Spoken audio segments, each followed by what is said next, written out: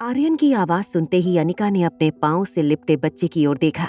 बच्चे के मुंह पर मास्क होने की वजह से अनिका को उसका चेहरा तो नहीं नजर आ रहा था, मगर बच्चे की आंखों में देखकर अनिका को ऐसा लग रहा था जैसे वो सालों से इन आंखों को पहचानती थी।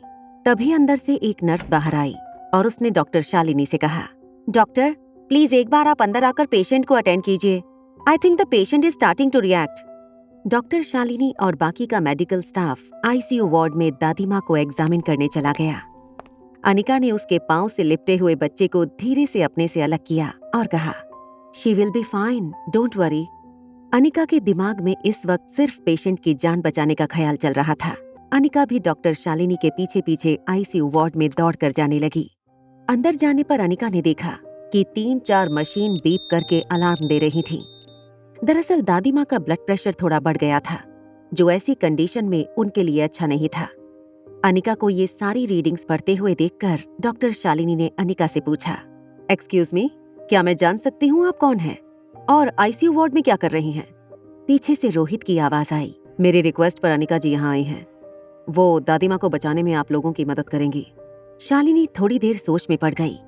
शालिनी ने इतना तो गैस कर लिया था कि अगर रोहित चाहता था कि अनिका ट्रीटमेंट में उनकी मदद करे तो फिर जरूर वो एक डॉक्टर होगी। इसलिए रोहित की बात का मान रखते हुए डॉक्टर शालिनी ने अनिका को ट्रीटमेंट में पार्टिसिपेट करने की इजाजत दे दी। अनिका अपने हाथ फोल्ड करके एक साइड खड़ी होकर पेशेंट को ऑब्जर्व कर रही थी। डॉक्टर शालिनी ने दादी माँ को एक इंजेक्शन दिया और थोड़ी ही देर में उनकी कंडीशन स्टेबल होने लगी। डॉक्टर शालिनी अपने ग्लव्स उतारती हुई आईसीयू से बाहर निकल गईं। उसके पीछे अनिका भी कुछ सोचते हुए वहां से निकल गई। रोहित ने अनिका से पूछा, क्या दादी माँ का ऑपरेशन पॉसिबल है? इससे पहले कि अनिका रोहित को जवाब देती, शालिनी ने अपने शांत अंदाज से रोहित के सवाल का जवाब देना शुरू कर दिया। मिस्टर मारवा, दादी माँ की कंडीशन फिलहाल बहुत कॉम्प्लिकेटेड है। उन्हें हाई ब्लड प्रेशर है, मल्टीपल ऑर्गन फेलियर भी हुआ है और इन सब से उनकी हार्ट की कंडीशन पर भी बुरा असर पड़ रहा है। अगर इस वक्त उन पर कोई ऑपरेशन किया तो अगर खुद डॉक्टर अमृता भी यहाँ रहकर इनका ऑपरेशन करती तो भी सक्सेस रेट 20% से ज्यादा नहीं होता है। It is very difficult even for doctor Amrita to save right now. In fact 70% chances तो ये है कि पेशेंट शायद ऑपरेशन के बीच में ही दम तोड़ दे। एम आई राइट डॉक्टर अनिका? अनिका ने भी शालिनी के बात को मानते हुए अपना सर हाँ में हिला दिया। मगर मेरा एक सजेशन है मिस्टर रोहित। ये बात सुनते ही रोहित ने बड़ी उम्मीद से डॉक्टर शालिनी को देखा। देखिए, दादी माँ की कंडीशन इस वक्त ऐसी है कि अगर उन पर कोई ऑपरेशन होता है और सपोज ऑपरेशन सक्सेसफुल भी होता है तो उनकी जिंदगी ज्यादा से ज्यादा 3 महीने, 4 महीने या फिर 6 महीने एट मैक्स होगी। अगर आप मेरी माने तो आप मेरे एक्यूपंक्चर ट्रीटमेंट के जरिए दादी माँ को थोड़ी देर के लिए होश में ला सकते हैं, जिससे वो लोगों को बता सकें कि उस एक्सीडेंट के पीछे आर्यन का कोई हाथ नहीं था। बेचारे आर्यन पर लगे इल्जाम मिट जाएंगे। डॉक्टर, आपकी प्रायोरिटी आपकी पेशेंट की जान बचाना होना चाहिए, चाहे कुछ भी हो जाए। आपका फर्ज है कि आप अपने पेशेंट को वो ट्रीटमेंट दें जो उसकी जिंदगी के लिए बेहतर है। माय अपॉलॉजीज मिस्टर मारवा। रोहित ने शालिनी के सजेशन को सीरियसली नहीं लिया। रोहित ने अनिका से पूछा, मिस अनिका, अब आप बताइए, क्या ये ऑपरेशन हो सकता है या नहीं?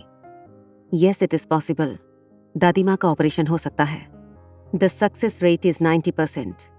10% ऊपर वाले की मर्जी। रोहित को अनिका की बातों पर भरोसा था। उसने बड़े कॉन्फिडेंटली पूरे परिवार के सामने अनाउंस किया, मिस अनिका, आप ऑपरेशन की तैयारी कीजिए। थोड़ी देर में ऑपरेटिंग थिएटर रेडी हो गया। राजलक्ष्मी ने बेंगलुरु हॉस्पिटल से अनिका के असिस्टेंट को ऑलरेडी भेज दिया था। अनिका और उसके स्टाफ ने सर्जिकल गाउन पहनने के बाद आपस में केस डिस्कस करना शुरू किया। बहुत ही ध्यान से अनिका हार्ट के हर तरफ एक एक सुई चुभाने लगी।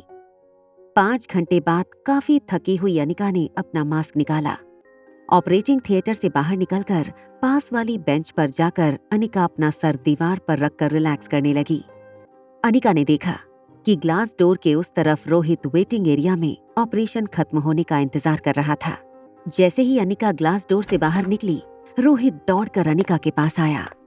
रोहित अनिका से पूछने लगा, क्या हुआ मिस अनिका, दादी माँ ठीक तो हैं? क्या अभी अभी जो कॉरिडोर में बच्चा मेरे पास आया था वो आपका बेटा है? प्लीज उसे बुलाइए मेरे पास अभी के अभी। आगे की कहानी जानने के लिए देखें अगला एपिसोड सिर्फ पॉकेट एफएम के यूट्यूब चैनल पर। और एक लड़की को देखा तो के सारे एपिसोड को सुनने के लिए डिस्क्रिप्शन में दी गई लिंक से डाउनलोड करें पॉकेट एफएम ऐप।